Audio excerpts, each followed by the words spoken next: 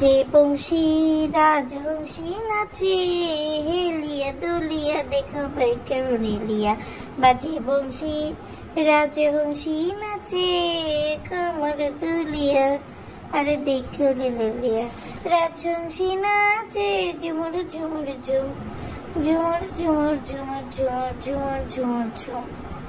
আসসালামু আলাইকুম দর্শক, সবাই কেমন আছেন? চলে আসলাম আবারও দীর্ঘ বিরতির পর একটা নতুন ভিডিও নিয়ে। আপনারা হয়তো বা ভাববেন যে আমি কোথায় হারিয়ে গেলাম।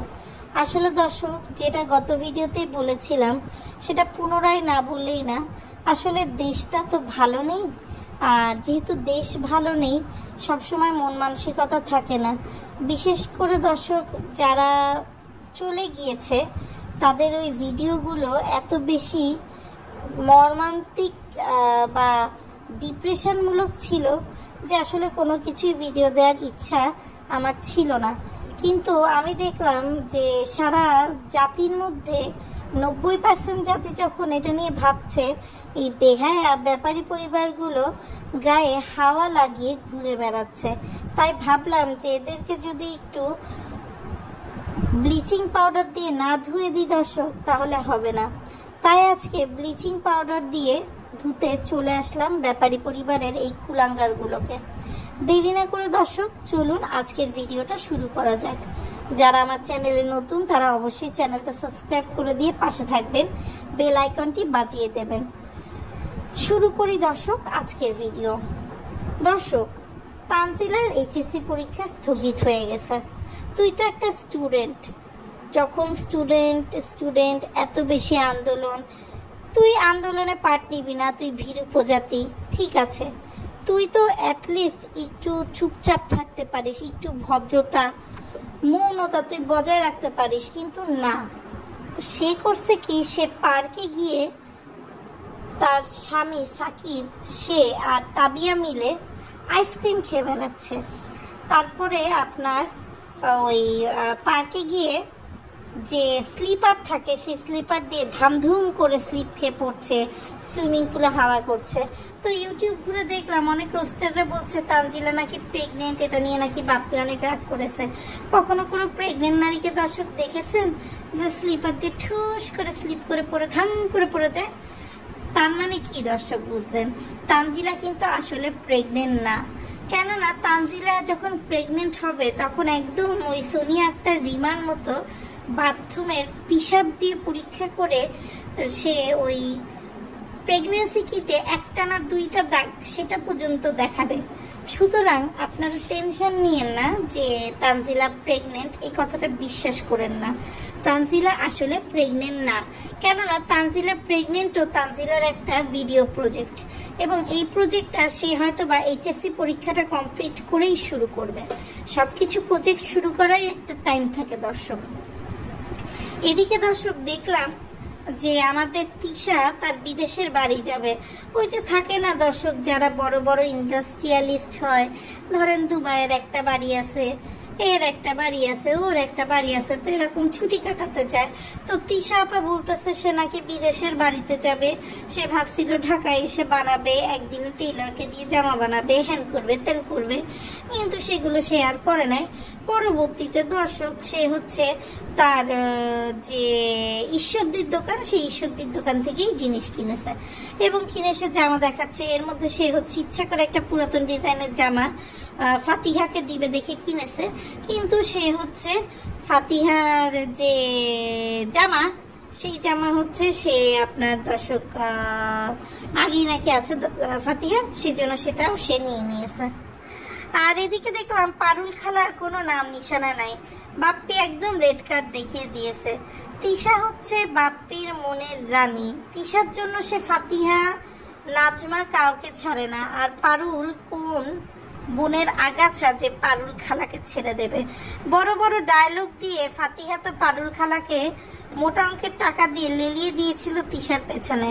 এখন পারুল খালা পারলে ফাতিহাকে নিয়ে মুখ খোলে, এরকম একটা বাজে অবস্থা।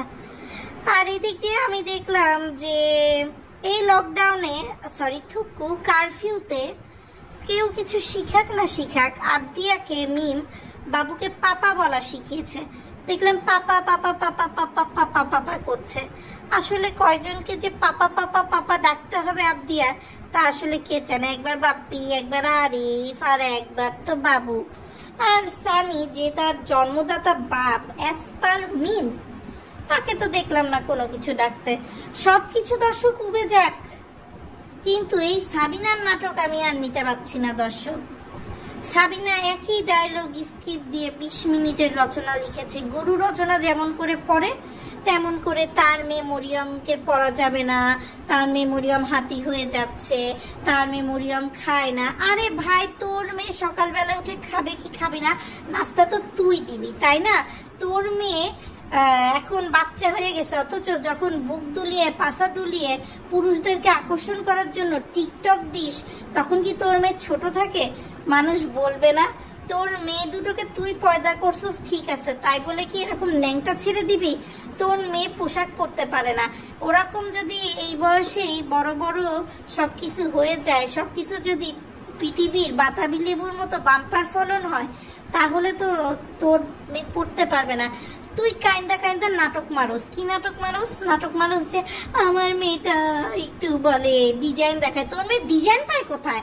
এই বয়সে মোবাইল দিয়ে ঠিক আছে, যে চুচু টিভি অথবা এবিসি কিডস টিভি অথবা কোকোমেলনের ইয়ে দেখবে, অথবা নাটক দেখবে, শিশুতোষ নাটক, সিআইডি, এগুলো না দেখে তোর মেয়ে জামার ডিজাইন দেখে বেড়ায়। তোর মেয়ে যদি বাচ্চাই হয়, তোর মেয়েকে তুই এরকম লালাই দিছিস কেন?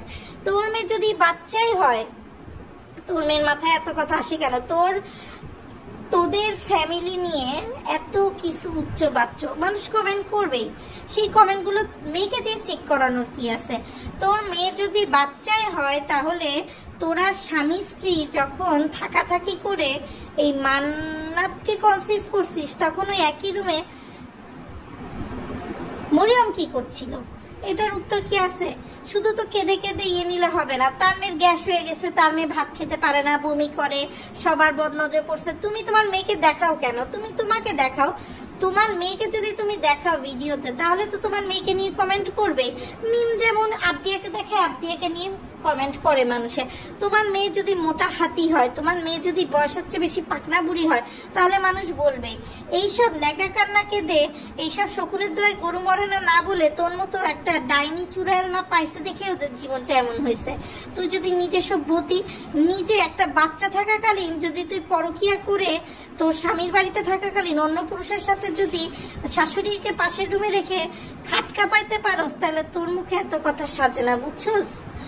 মানে ব্যাপারী পরিবার দর্শক কি বলবো, মানে এদের কোনো লজ্জা শরম নাই। লজ্জাও মানে এদেরকে দেখে লজ্জা পেয়ে চলে যাবে, মানে কুত্তাও এদেরকে লজ্জা পেয়ে চলে যাবে। মানে কি বলবো দর্শক, এত নিরীহ মানুষ যে গুলি খেয়ে মরতেছে, এই জায়গায় যদি এগুলোও গুলি খেয়ে মরতো দর্শক, তাহলেও হয়তো বা দর্শক মানে পৃথিবী থেকে বোঝা কমতো, এরকম একটা অবস্থা।